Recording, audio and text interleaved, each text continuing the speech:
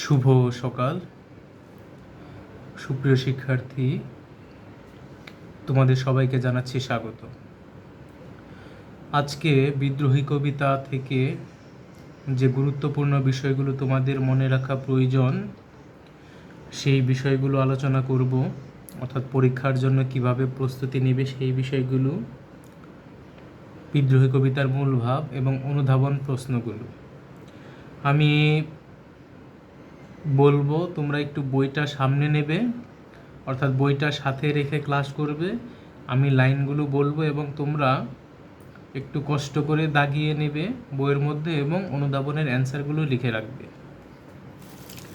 তো তোমাদেরকে আবারও আমি স্বাগত জানিয়ে ক্লাসটি শুরু করছি। বিদ্রোহী কবিতার মূল ভাব। আমরা জানি নজরুল ইসলাম তার বিদ্রোহী কবিতাটা শুরুই করেছেন বল বীর বল উন্নত মমশির, অর্থাৎ এক ধরনের আত্ম অহংবোধ, মর্যাদাপূর্ণ আত্ম অহংবোধ, সেই আত্ম অহংবোধ নিয়েই তিনি তার বিদ্রোহী কবিতাটি শুরু করেছেন। তো বিদ্রোহী কবিতার মূল ভাব বিভিন্নভাবে করা যায়। আমরা যদি মূল বিদ্রোহী কবিতাটা দেখি তাহলে সেই কবিতা থেকে এখানে অনেক লাইনগুলো কেটে দেয়া হয়েছে। এই কারণে এই কবিতায় মূল ভাবটা নির্ণয় করা একটু কঠিন হয়ে যায়, কারণ মাঝখানে অনেক লাইন নেই, হঠাৎ করে কয়েকটা লাইনের অবতারণা হয়ে গেছে। এই কারণে একটু কেমন যেন জানি না কী হবে, একটু খাপছাড়া মনে হচ্ছে। তো বিদ্রোহী কবিতার যে মূল বিষয়টা আমি বুঝেছি এবং তোমাদেরকে বলার চেষ্টা করছি, সেই বিষয়টা হলো বিদ্রোহী কবিতাটিতে মানব মহিমার কাব্য হিসেবে বন্ধর জর্জর মানবাত্মার যন্ত্রণা এখানে বিদ্রোহের বেশে আত্মপ্রকাশ করেছে। অর্থাৎ যদি এক কথায় বলি যে আমাদের এই যে পরাধীন ভারতবর্ষ, সেই পরাধীন ভারতবর্ষের বন্ধন জর্জর যে মানব সমাজ রয়েছে, তাদের যে যন্ত্রণা রয়েছে, সেই যন্ত্রণাগুলো কবি নজরুলের আমিষত্বার মধ্য দিয়ে, অর্থাৎ আমিষত্বার বিদ্রোহের মধ্য দিয়ে আত্মপ্রকাশ করেছে। এটাই হলো বিদ্রোহী কবিতার মূল ভাব। এখন যদি আমি একটু বিস্তারিত বলি তাহলে বলা যায় যে উপনিবেশিক যে শাসন শোষণ রয়েছে, সামন্ত মূল্যবোধ রয়েছে, অর্থাৎ জমিদারি প্রথা, সামন্তবাদ প্রথা বলতে আমি বলবো জমিদারি প্রথা রয়েছে, সেই জমিদারি প্রথা, আবার ধর্মীয় যে কুসংস্কার রয়েছে সেই কুসংস্কারের বিরুদ্ধে সুস্পষ্ট ও সচেতন বক্তব্য প্রদানের মধ্য দিয়ে কবির আত্মপ্রকাশ ঘটেছে বিদ্রোহী কবিতায়। এবং এই কবিতার মধ্যে আমরা দেখি যে কবি রোমান্টিক অনুভব বিদ্ধতায় মানবতার সপক্ষে তিনি উচ্চারণ করেছেন বিদ্রোহের বাণী। তার বিদ্রোহটা অর্থাৎ সমস্ত অন্যায়, অসত্য, অসুন্দরের বিরুদ্ধে, সত্য, সুন্দর, মঙ্গলের আকাঙ্ক্ষায় এবং কবির শৃঙ্খলপরা আমিত্বকে মুক্তি দেবার অভিক্ষায় বা প্রত্যাশায়, ধর্মীয় শোষণ, জীর্ণ লোকাচার ও সনাতন মূল্যবোধের বিরুদ্ধে। এটা হলো কবির যে মূল বিদ্রোহী কবিতা রয়েছে, সম্পূর্ণ বিদ্রোহী কবিতার আলোকে বলা। এখন তোমাদের যে পাঠ্য বিষয় রয়েছে, সেই পাঠ্য বিষয়ের ক্ষেত্রে আসলে আমি বলছি যে বিষয়টা আমি বুঝতে পেরেছি, আবার বলছি আরেক ধরনের মূল ভাব, অর্থাৎ পরাধীনতার ক্রান্তিকালে কবির স্বকীয় বিদ্রোহের প্রতীকতায় নিনাদিত হয়েছে মানব মুক্তির ঐকান্তিক অভিক্ষা বা অভিপ্সা।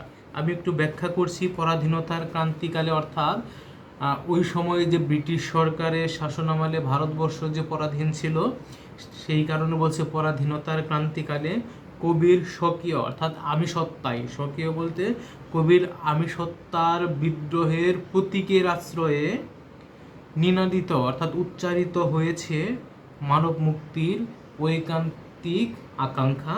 এটা হলো বিদ্রোহী কবিতার মূল ভাব তোমরা একটু খুব মনোযোগ দিয়ে বারবার দেখবে এবং লিখে রাখার চেষ্টা করবে।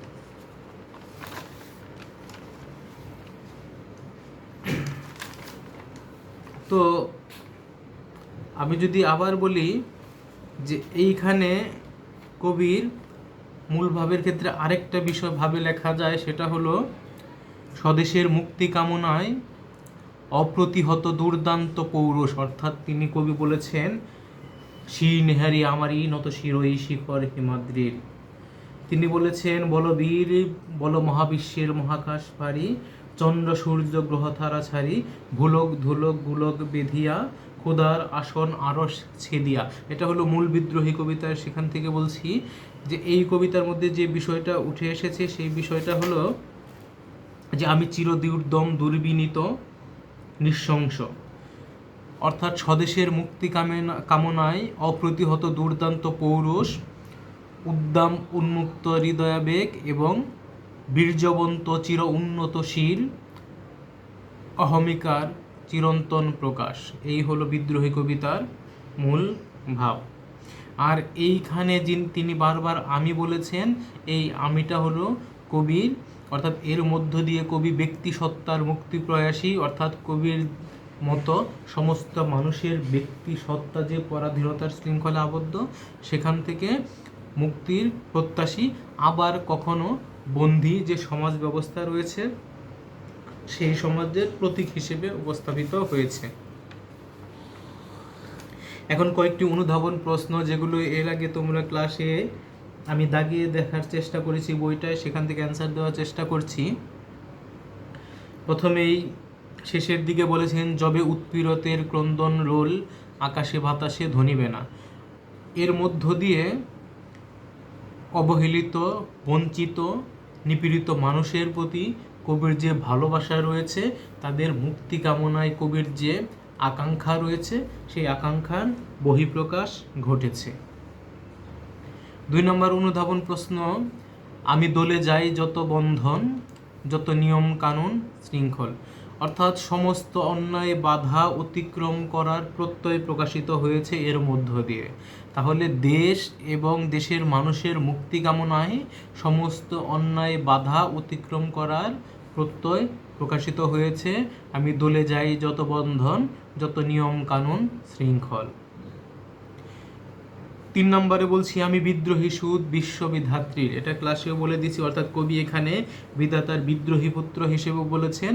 ব্যাখ্যায় গিয়ে তোমরা বলবা যে আসলে এখানে বিধাতা বলতে সেই সময়ে যে এই যে পৃথিবীব্যাপী যে ব্রিটিশ শাসন, ব্রিটিশ সূর্য, তারা যেন প্রভুরূপে সারা পৃথিবীতে আবির্ভূত হয়েছে, এবং এই যে ব্রিটিশ প্রভু, এই প্রভুর বিদ্রোহী সন্তান হিসেবে আবির্ভূত হয়েছেন কবি নজরুল। তারপরে বলেছেন, মহাপ্রলয়ের আমি নটরাজ। এটা ব্যাখ্যা করেছিলাম এর আগেও, তারপর আবার বলছি যে কবির বিদ্রোহের তীব্রতার ধরন প্রকাশে তিনি নটরাজের কথা বলেছেন। এই নটরাজ যে শিব রয়েছে, শিবেরই আরেকটা প্রতীক।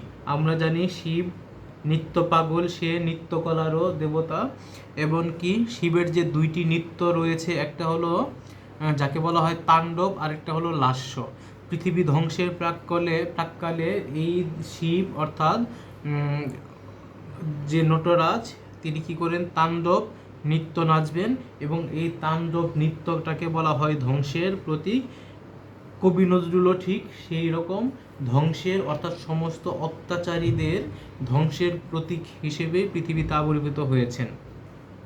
তারপর বলেছেন, আমি আপনারে ছাড়া করি না কাহারে কুর্নিশ। অর্থাৎ এর মধ্য দিয়ে আত্মশক্তি ও ন্যায় শক্তিতে বলিয়ান কবির আত্মমর্যাদাপূর্ণ যে অহংবোধ রয়েছে, সেই অহংবোধের বহিঃপ্রকাশ ঘটেছে। আবার বলছি, আমি আপনারে ছাড়া করি না কাহারে কুর্নিশ। এর মধ্য দিয়ে কবির আত্মশক্তি ও ন্যায় শক্তিকে, অর্থাৎ ন্যায় শক্তিতে বলিয়ান কবির যে আত্মমর্যাদা বোধপূর্ণ অহংবোধ, সেই অহংবোধের বহিঃপ্রকাশ ঘটেছে। তারপরে বলছে, আমি পরশুরামের কঠোর কোঠার। অর্থাৎ এটাও কবির যে বিদ্রোহ, সেই বিদ্রোহের তীব্রতা বোঝাতে গিয়ে তিনি এই কথা বলেছেন। অর্থাৎ প্রতিশোধ পরায়ণ হয়ে আমরা জানি যে পরশুরাম তিনি ক্ষত্রিয়দের ধ্বংস করতে গিয়ে 21 বার পৃথিবীতে আক্রমণ করেন এবং ক্ষত্রিয়দের ধ্বংস করেন। কবি নজরুলও চান এই রকম যারা অত্যাচারী রয়েছে তাদেরকে ধ্বংস করার জন্য এই পরশুরামের মতো কঠোর হতে, অর্থাৎ অত্যাচারী এবং অন্যায়ের বিরুদ্ধে কবি নজরুলের যে কঠোর অবস্থান, সেই কঠোর অবস্থানের কথা বলেছেন। তো এরপরে শেষ লাইনে বলেছেন, বিশ্ব ছাড়ে উঠিয়াছি একা চির উন্নত শির। এর মধ্য দিয়ে আসলে কবির যে এই যে চির বিদ্রোহী কবির যে অভ্রভেদী চির উন্নত বা আত্মমর্যাদা বোধপূর্ণ যে বিদ্রোহ, সেই বিদ্রোহের বিষয়টা প্রকাশ পেয়েছে। অর্থাৎ কবি এখানে হিন্দুদের যে পুরাণ রয়েছে, ইতিহাস রয়েছে, ঐতিহ্য রয়েছে এবং ধর্মীয় যে বিভিন্ন অনুষঙ্গ রয়েছে, সেগুলোকে স্মরণ এবং সঠিকভাবে প্রয়োগের মধ্য দিয়ে একটা সাম্যবাদী বিশ্ব প্রতিষ্ঠার চেষ্টায় নিজের প্রতিজ্ঞাবদ্ধ হয়েছেন। সেই বিষয়টা এর মধ্যে দিয়ে প্রকাশ পেয়েছে যে বিশ্ব ছাড়াই, অর্থাৎ আমি চিরবিদ্রোহী বীর, বিশ্ব ছাড়াই উঠিয়াছি একা চির উন্নত মমশির।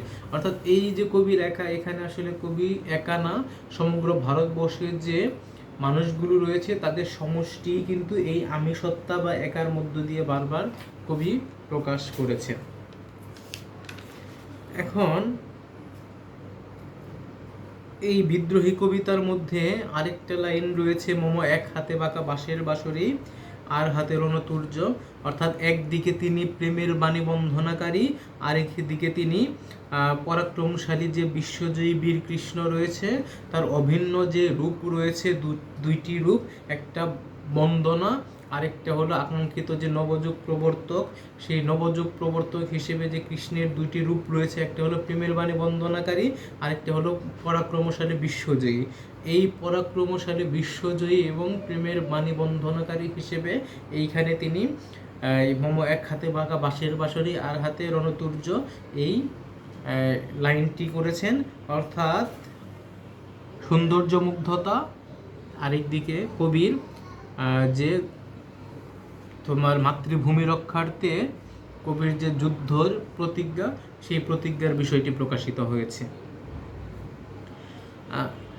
কবির আরেকটা লাইন রয়েছে, সেই লাইনটা তোমাদের এখানে নেই। এরপরে লাইন ছিল যে আমি গোপন পিয়ার চকিত চাহনি, ছল করে দেখা অনুক্ষণ, আমি চপল মেয়ের ভালোবাসা তার কাকন চুরির কনকন। এই লাইনটা বাদ দিয়ে তারপরে দেয়া হয়েছে তোমাদের বইয়ে যে আমি উত্তরী বায়ু মলয় অনিল, উদাসী পুরবী হাওয়া, আমি পথিক কবির গভীর রাগিনী, বেনুবিনে গান গাওয়া। আমি আকুল নিধাক তিয়াসা, আমি রৌদ্র রুদ্র রবি, আমি মরুনির ঝড় ঝরঝর, আমি শ্যামলিয়া ছায়া ছবি। এর মধ্য দিয়ে কবি আসলে বোঝাতে চেয়েছেন যে শৃঙ্খলিত আমি যেমন সামাজিক ও রাজনৈতিক চেতনাজ্ঞান সম্পন্ন, তেমনি দার্শনিক অর্থাৎ প্রত্যয়দীপ্ত একক ব্যক্তিসত্তার মুক্তি প্রত্যাশী।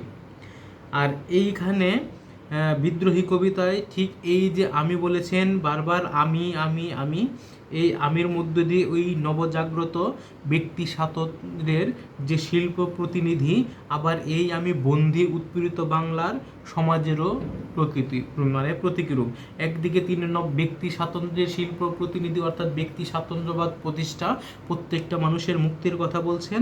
আবার এই আমির মধ্য দিয়ে তিনি কি করেছেন, সমস্ত যে বন্দী মানুষ, যে বন্দী, সেই বন্দিত্বের কথাও বলেছেন।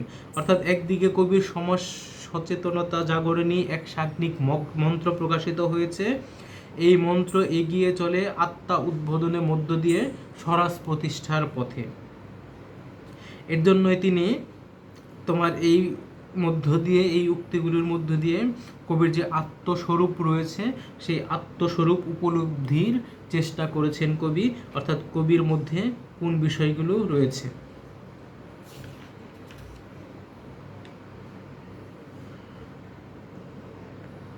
তারপরে যদি যাই, যে কবি বলেছেন আমি সৃষ্টি, আমি ধ্বংস, আমি লোকালয়, আমি শ্মশান। আমি অবসান নিশাবসান, কিংবা বলেছেন আমি দাবানল দাহ দাহন করিব বিশ্ব, আমি প্রাণ খোলা হাসি উল্লাস, আমি সৃষ্টি বৈরী মহাত্রাস, আমি মহাপ্রলয়ের দ্বাদশ রবির রাহুগ্রাস, আমি কভু প্রশান্ত কবি অশান্ত দারুণ স্বেচ্ছাচারী। এর মধ্য দিয়ে আমরা যেটা বুঝতে পাই যে তিনি শিবের যে বিভিন্ন রূপ রয়েছে সেই রূপের চিত্রকল্পে কবি যেমন বিনাশিত বিশ্বের পূর্ণসৃষ্টির আকাঙ্ক্ষা প্রকাশিত করেছেন, আবার অন্যদিকে মম এক হাতে বাঁকা বাঁশের বাঁশরি এর চিত্রকর্মে তিনি কি করেছেন, পৃথিবীতে একদিকে ধ্বংস আরেকদিকে প্রেম, এই ভারসাম্যটাও কবি রক্ষা করেছেন তার এই কবিতার মধ্য দিয়ে।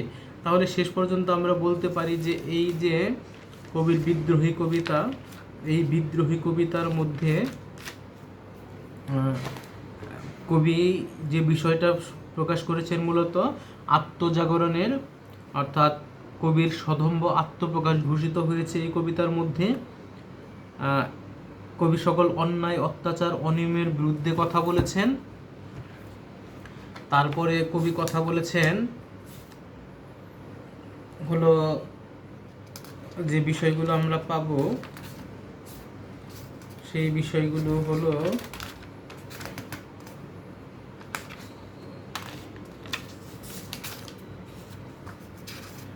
নজরুলের কবিতায় যে অন্যায়ের প্রতিকারে তারুণ্য শক্তির কিভাবে জয়গান হয় সেই বিষয়টি আমরা এখানে পাবো। অন্যায়ের প্রতিবাদ এবং ন্যায্য অধিকারের প্রশ্নে যে জাতীয় জাগরণ সেটা নজরুলের আমি সত্তার মধ্য দিয়ে প্রকাশিত হয়েছে সেই বিষয়গুলো দেখব।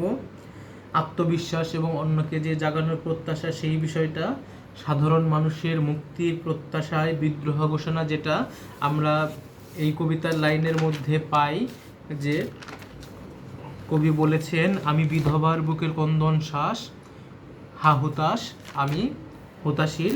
আসলে এর মধ্য দিয়ে যে বিষয়টা উঠে এসেছে সেটা হলো যে এই যে সাধারণ একজন মানুষের মুক্তির জন্য কবি বিদ্রোহ ঘোষণা করেছেন সেই কথা। আবার বলতে পারি যে অধিকার বঞ্চিত মানুষকে অন্যায়ের প্রতিবাদ করতে শেখানো, অধিকার সচেতনতায় সাহস ও ভয়ের প্রভাব, অন্যায়ের প্রতিকারের বিরুদ্ধে অর্থাৎ প্রতিকারের শোষক শ্রেণীর বিরুদ্ধে বিদ্রোহ, শোষক শাসকদের ধ্বংস প্রত্যাশা এবং প্রতিষ্ঠার জন্য কবির লড়াই প্রকাশিত হয়েছে। এবং শেষ পর্যন্ত এই যে বিদ্রোহী কবিতাটা এই কবিতাটা বাঙালির যে জাতীয় জাগরণ রয়েছে, বাঙালির যে আত্মজাগরণ রয়েছে সেই আত্মজাগরণের মূলমন্ত্র হয়ে উঠেছে। তাহলে আমরা বলতে পারি যে বিদ্রোহী কবিতাটা একেবারে এক কথায় বলতে পারি যে বাঙালির যে আবেগের জায়গা রয়েছে সেই আবেগের জায়গায় এসে বিদ্রোহ কবিতাটি বাঙালি জাতির আত্মজাগরণের মূলমন্ত্র। তো সামনে তোমাদের পরীক্ষা সবাই ভালো দাও। যদি কোনো সমস্যা থাকে মেসেজ করতে পারো ইনবক্সে, চেষ্টা করব সাধ্যমতো অ্যান্সার দেওয়ার জন্য। সবাইকে আবারও শুভ সকাল জানিয়ে আজকের ক্লাস এখানে শেষ করছি। ধন্যবাদ সকলকে।